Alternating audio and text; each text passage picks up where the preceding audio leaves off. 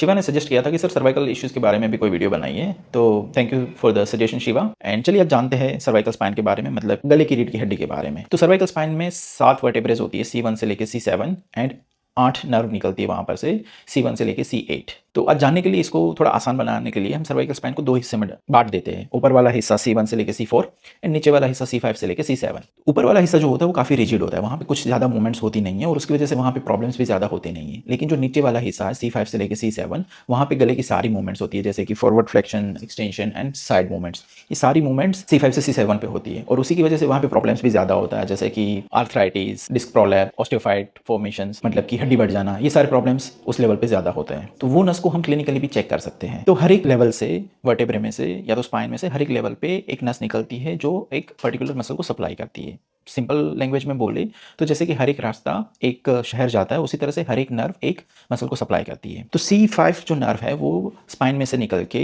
Deltoid muscle को supply करती है और डेल्टोइड जो मसल है उनका काम है इस तरह से शोल्डर को एबडक्ट करना। तो हमें जब क्लिनिक में चेक करना होता है C5 नर्व का फंक्शन, तो हम पेशेंट को ये मूवमेंट करने के लिए कहते हैं, चेक करते हैं कि वो मूवमेंट कर पा रहे हैं कि नहीं कर पा रहे। C6 नर्व जो है वो बाइसेप्स मसल को सप्लाई करती है। बाइसेप्स का काम है एल्बो को फ्लेक्शन करना, तो पेशेंट्स को हम लोग एल्बो फ्लेक्स करने के लिए बोलते हैं। एंड इफ वो लोग कर पाते हैं उसका मतलब कि C6 नर्व फंक्शनल है। C7 ट्राइसेप्स को सप्लाई करती है एंड हम रिक्वेस्ट करते हैं पेशेंट को एल्बो को एक्सटेंड करने के लिए।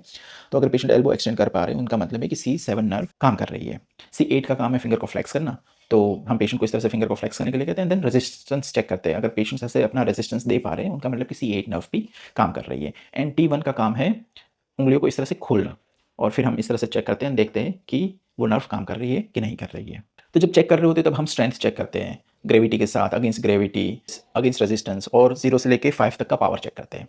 तो अगर हमें कोई मसल्स में weakness compare to other side, अगर हमें कोई मसल में वीकनेस पता चलती है, तो फिर हम टेंटेटिवली ये सोचते हैं कि ये नर्व रूट में प्रॉब्लम है। फॉर एग्जांपल अगर C6 में प्रॉब्लम है तो बाइसेप्स वीक हो जाएगा और patient against the resistance elbow को फ्लेक्स नहीं कर पाएगा। वैसे ये सारे जो नर्व रूट्स है और ये सारी चीज़ें वो काफ़ी पेचीदा है, ये पूरा एक माया जाल है, बट बहुत सिंपलिस्टिक लैंग्वेज में आपको समझाने के लिए मैंने इसको बहुत सिंपल कर दिया है। और जब हमें एक टेंटेटिवली हमें एक चीज़ पता चल जाती है कि C6 नर्व रूट में या C7 नर्व रूट में प्रॉब्लम है, मतलब कि वहाँ पे डिस्क हर्निएशन है या ऑस्टियोफाइट फॉर्मेशन है या आर्थराइटिस, फिर हम लोग MRI एडवाइस करते हैं चेक करने के लिए कि वो नर्व में कितना इम्पिंजमेंट में, बहुत कितना डिस्क प्रोलैप्स हुई है, ऑस्टियोफाइट्स कितना फॉर्मेशन हुआ है, और उससे फिर हम लोग ट्रीटमेंट डिसाइड करने में हेल्प मिलता है कि जैसे फिजियोथेरेपी से ठीक हो जाएगा या इंजेक्शन देना होगा या फिर सर्जरी करनी पड़ेगी।